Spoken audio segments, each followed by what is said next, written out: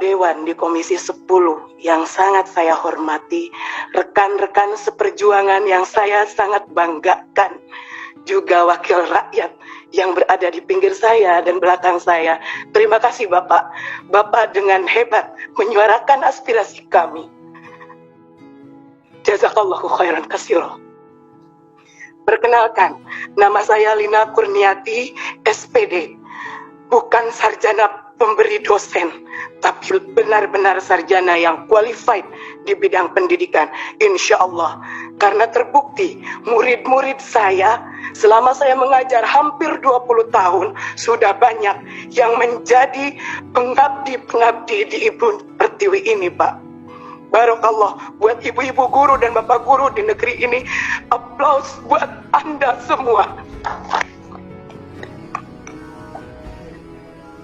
Bangga saya bisa duduk di sini memangku amanah yang sangat besar, Bapak. Banyak yang ingin saya sampaikan, sampai-sampai emosi saya tidak tertahan. Saking gembiranya bisa bertemu dengan para wakil rakyat yang insya Allah akan amanah menyampaikan pemberi suara yang berkeluh kesah. Bapak, bukan kami ingin diistimewakan. Terkait regulasi P3K di RDPU Komisi 2 bersama Pak Samsul Rizal, saya mengatakan saya dan rekan-rekan akan terima regulasi ini dengan senang hati. Meskipun kami mengharapkan Kepres PNS tanpa tes untuk guru-guru, karena kami layak. Kami pentransfer ilmu. Saya sampai merinding mendengar yang terhormat Kang Dede Yusuf berkata di TikTok, saya banggakan. Kami itu jantungnya negeri. Saya yakin dengan adanya RDPU ini, semua pemangku kebijakan yang ada di negeri ini mendengar kalau kami objek tertindas. Sudah jelas di Dapodik kami ada, tinggal diangkat. Sudah jelas dedikasi kami, tinggal diberi SK. Kami tidak meminta gaji yang spektakuler, tapi kami ingin diakui. Pak Jokowi lihat kami. Baru-baru ini statement Mas Nadiem, maaf karena kami di Dinas Pendidikan, kami pendidik. Maaf Mas Nadiem, statement Mas Nadiem membuat polemik baru di antara kami semua. Kalau memang dana untuk penggajian P3K seperti yang Mas Nadiem omongkan, tolong pisahkan DAU yang turun ke kabupaten atau kota, dibedakan Pak amplopnya, dicap, ditulis ini untuk pendanaan P3K. Kami bukan boneka, Pak. Kami bukan boneka yang bisa digonjang-ganjing. Sampai saya mikir, kita di daerah dengan gaji 450.000 per bulan, dan itu pun hanya dibayar 4 bulan sekali, mendapatkan angin segar. Apa yang dikatakan oleh para menteri merupakan angin segar bagi kami. Tetapi pada kenyataannya, tatkala kami mendatangi DPRD provinsi, mendatangi DPRD kabupaten, antara legislatif dan eksekutif kami datangi, Pak, mereka berbicara tidak ada ketentuan yang pas dari pernyataan Mas Menteri. Saya tegaskan sekali lagi, kalau memang dananya dari DAU, tolong dipisahkan supaya pihak kabupaten kota jelas ini amanah untuk para guru. Maaf kalau Lina di sini ngomong emosi, karena Lina pernah terjun langsung Pak ke lapangan. Masih ada rekan Lina yang digaji 150.000 dengan jarak tempuh dari rumah ke sekolah 45 menit, tidak bisa menggunakan sepeda atau motor atau mobil. Bayangkan kalau hujan, Pak. Dan itu Lina bikin semi dokumenter biar jadi bahan untuk para pemangku kebijakan melihat di lapangan seperti apa. Jangankan beras yang ditanggung negara, kami sakit pun negara tidak akan tahu, Pak.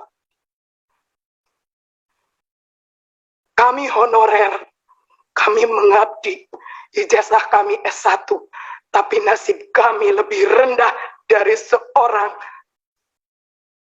kuli pasar.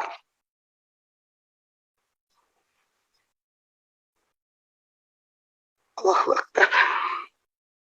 Kami memohon adanya penambahan kuota atau formasi. Kalau memang regulasi P3K tetap harus kami ikuti. Kami memohon adanya penambahan kuota atau formasi sesuai dengan jumlah honorer yang ada di lapangan. Atau kalau secara kasarnya, angkat semua honorer yang sudah terdaftar di Dapodik. Adapun kesalahan Dapodik bisa diadakan perbaikan, karena kami yakin bapak-bapak yang ada di Kemendikbud, bapak-bapak sebagai pemangku kebijakan lebih cerdas dari kami. Yang nomor 2, memohon adanya pembenahan regulasi dan pemetaan formasi. Contoh, karena saya bekerja di Kabupaten Garut, salam Bapak Bupati Kabupaten Garut, izinkan saya menyampaikan amanah Bapak. Yang terjadi di Kabupaten Garut, dari 8.801 guru honorer yang ada, hanya tersedia 196 formasi dari 8.801. Contoh kedua, realita formasi untuk guru PAI yang sangat kurang dan hampir tidak ada di beberapa wilayah se-Jawa Barat. Dan ini skup nasional pun sama, Pak. Padahal kita tahu yang namanya kuota, yang namanya formasi untuk guru PAI sangat penting. Bukankah kita berkeadilan? Tetapi ternyata regulasi yang digulirkan oleh pemerintah jauh dari kata berkeadilan. Jangan menjadikan kami sebagai objek tertindas. Jangan jadikan kami hanya sebagai tim hore di regulasi P3K ini. Lihat keberadaan di lapangan. Indonesia darurat guru. Dan yang mencakupi di setiap sekolah itu adalah guru honorer. Yang ketiga, memohon adanya penambahan afirmasi berdasarkan masa kerja dengan cara di grade dari 3 sampai 5 tahun masa kerja, 5 sampai 10 tahun masa kerja, 10 sampai 15 tahun masa kerja, 15 tahun masa kerja sampai selanjutnya. Karena apabila afirmasinya dibilang hanya untuk 50 tahun, belum tentu mereka itu masa kerjanya sesuai grade. Dan perlu digarisbawahi, Bapak, honorer itu bukan hanya K2. Ada yang non-kategori. Ari non kategori mapak mudak dabun tekaluhur tekahanap sur bahasa pasantren. Jadi di tengah-tengah, Bu, mereka tidak diakui. Yang keempat, memohon supaya pendaftar dengan nilai yang sudah mencapai passing grade bisa diloloskan dan ditempatkan di tempat kerja masing-masing. Contoh realnya di sekolah saya, PNS-nya hanya 1 orang, Pak. Semuanya honorer. Saya lulus passing grade, Pak. Tapi karena tidak ada formasi, sudah jelas di sekolah saya tidak ada guru PNS-nya.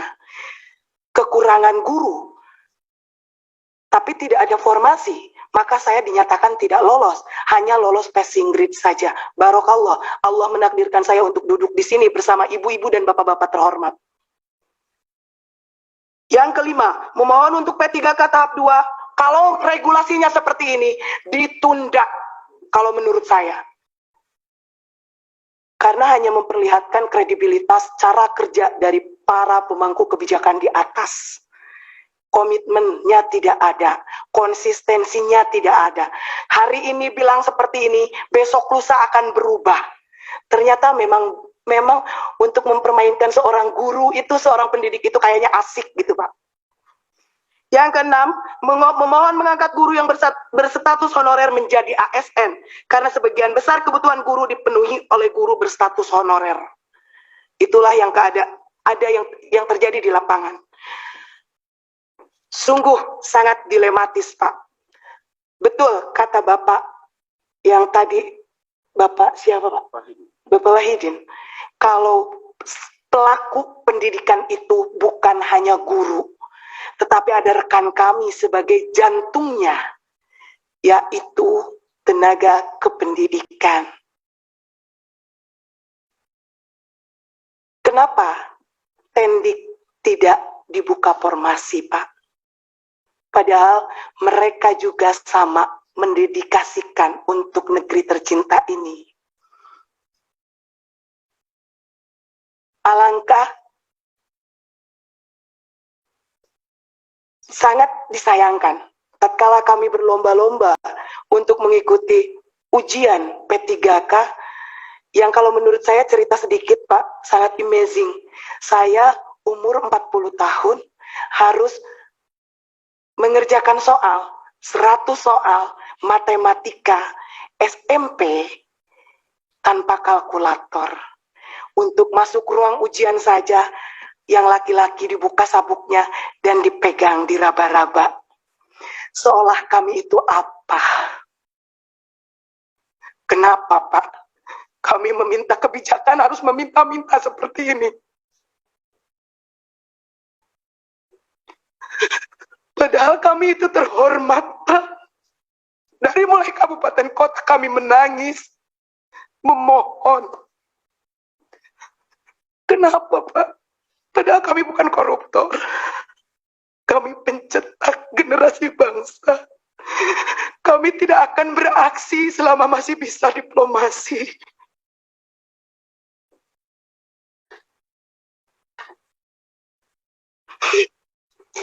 Terima kasih. Mungkin nanti ada teman saya yang akan menambahkan. Jazakallah Bapak. Jangan membuat air mata kami menangis lagi. Jangan menjadikan ketidakmampuan kami menjadi objek tertindas. Bangkitkan semangat kami. Karena kami tidak meminta apa-apa. Angkat kami. Angkat derajat kami. Hanya untuk bisa menyekolahkan anak-anak kami. Wabillahi taufiq wal hidayah. Wa ridha wal inayah. Wassalamualaikum warahmatullahi ta'ala wabarakatuh. Sampai